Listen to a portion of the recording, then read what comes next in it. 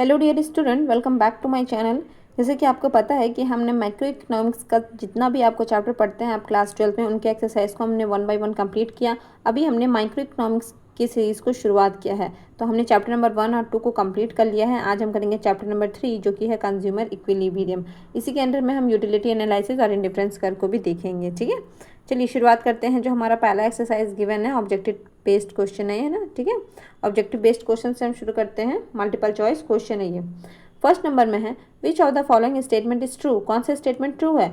Utility means the want satisfying power. बिल्कुल, ये statement तो एकदम सही है।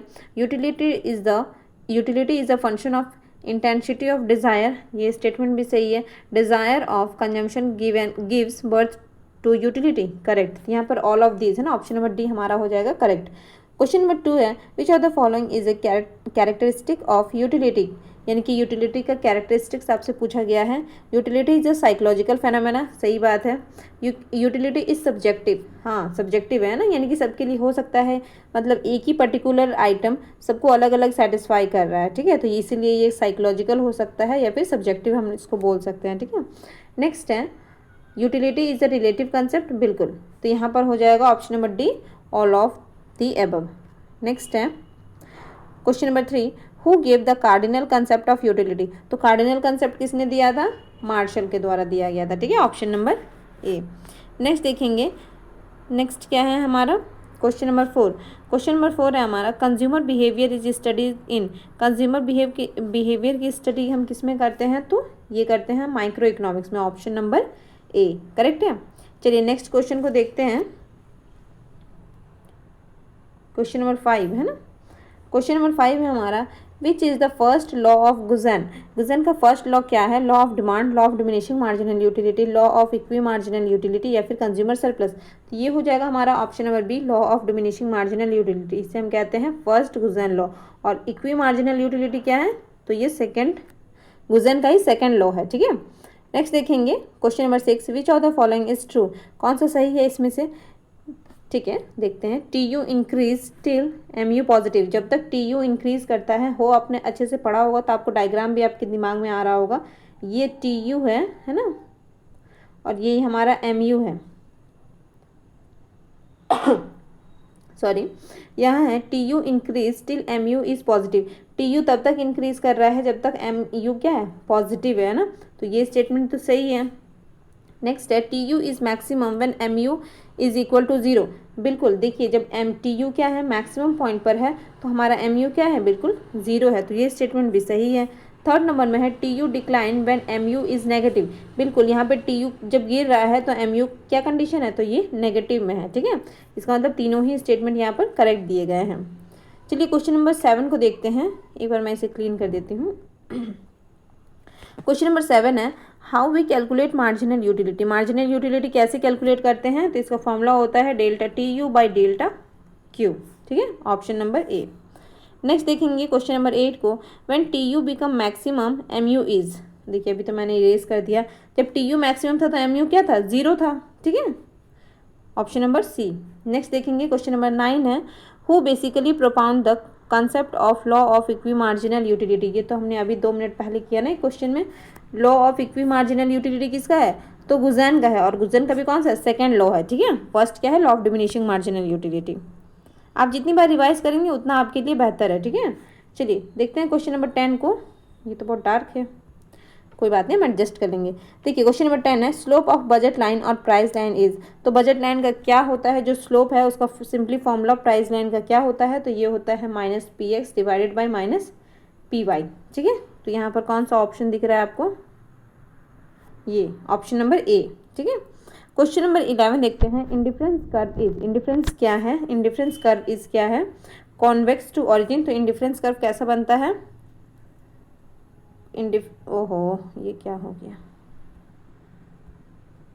इंडिफरेंस कर्व एक बहुत ही इंपॉर्टेंट टॉपिक है। ठीक है, आप इसे मतलब किसी कीमत पर स्किप नहीं कर सकते हैं, और बहुत इजी भी है। ऐसा नहीं कि बहुत ज़्यादा डिफिकल्ट है तो आपको दिक्कत होगा। इंडिफरेंस कर्व कैसा होता है? तो ये कुछ ऐसा पोजीशन में होता है। ठीक है, यानी कि ये कैसा है? ये कॉन्वेक्स टू ऑरिजिन ही है। और क्या है? Concave to origin? नहीं, कॉन्केव टू ऑरिजिन नहीं होता। इसका मतलब option number A convex to origin. ठीक है, क्वेश्चन नंबर 12 है utility is related to. Utility किससे रिलेट करता है? Usefulness, morality, satisfaction of human wants, all of this, तो यहाँ पर हो जाएगा all of the above. Question number 13 है utility can be measured by, utility को कैसे मेजर कर सकते हैं? Money, exchange of goods. देखिए वैसे तो यूटिलिटी को मेजर करने के लिए एक यूनिट है, यूटिल है ना, वो उसका यूनिट है।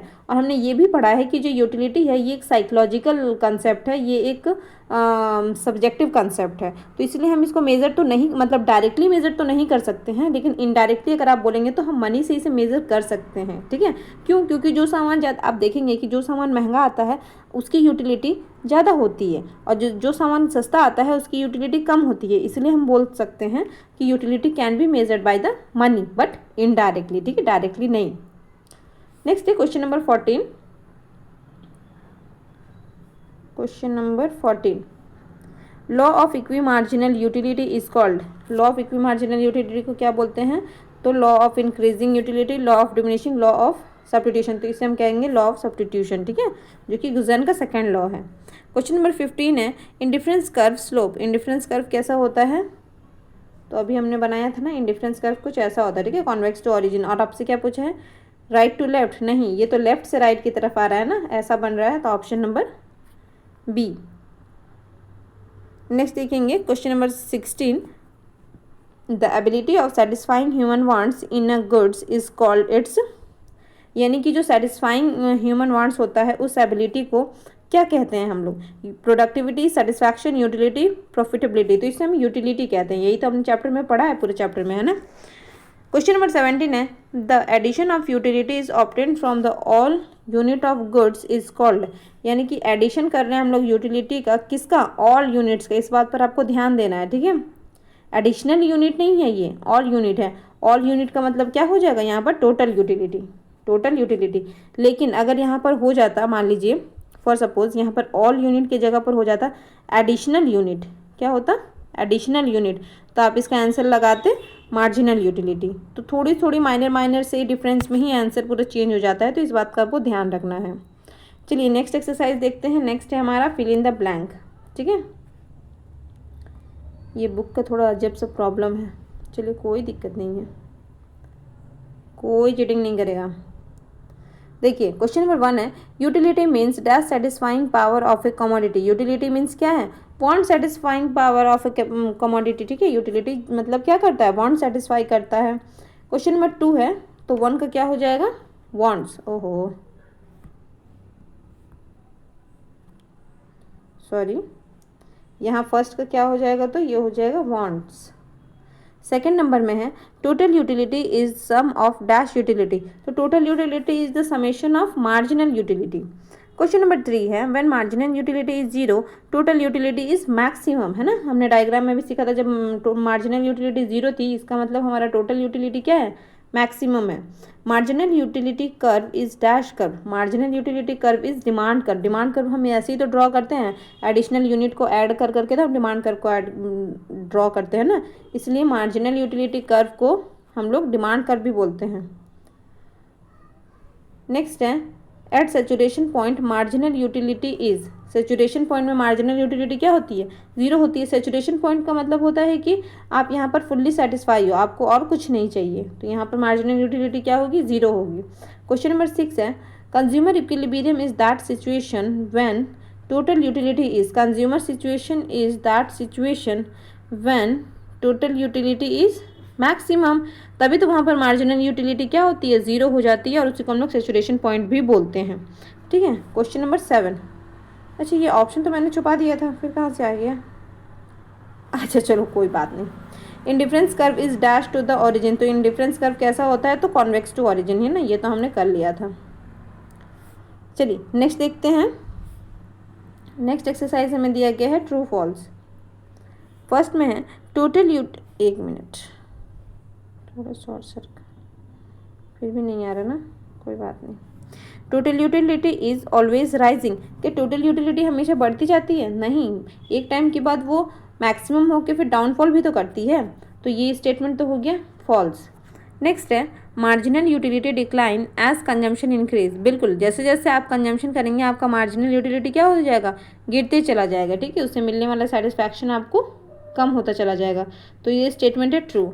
थर्ड नंबर में है marginal utility of nth unit equal to total utility n+1th unit minus total utility of n unit. तो ये स्टेटमेंट भी ट्रू है ना, यही फॉर्मूला पढ़ा है हमने।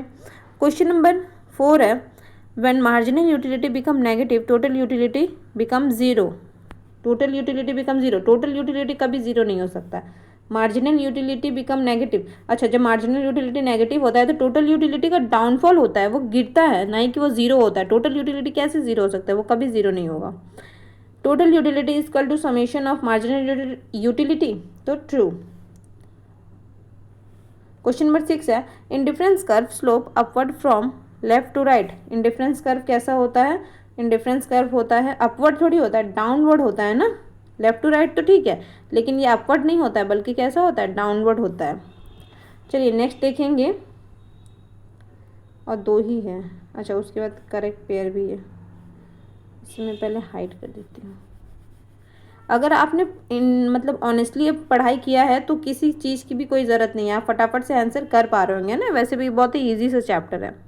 चलिए देखते हैं। At the point of equilibrium indifference curve is tangent to the price line. बिल्कुल, इक्विलिब्रियम पॉइंट कब बनता है, जब इंडिफरेंस कर्व टेंजेंट होता है, मतलब प्राइस लाइन टेंजेंट बनाता है किससे, इंडिफरेंस कर्व से। यानी कि ये इंडिफरेंस कर्व है और ये हमारा प्राइस लाइन है ना, टेंजेंट बना हुआ है कुछ इस तरीके से, ठीक है। ये हमारा प्राइस लाइन है ये, और ये हमारा इंडिफरेंस कर्व है।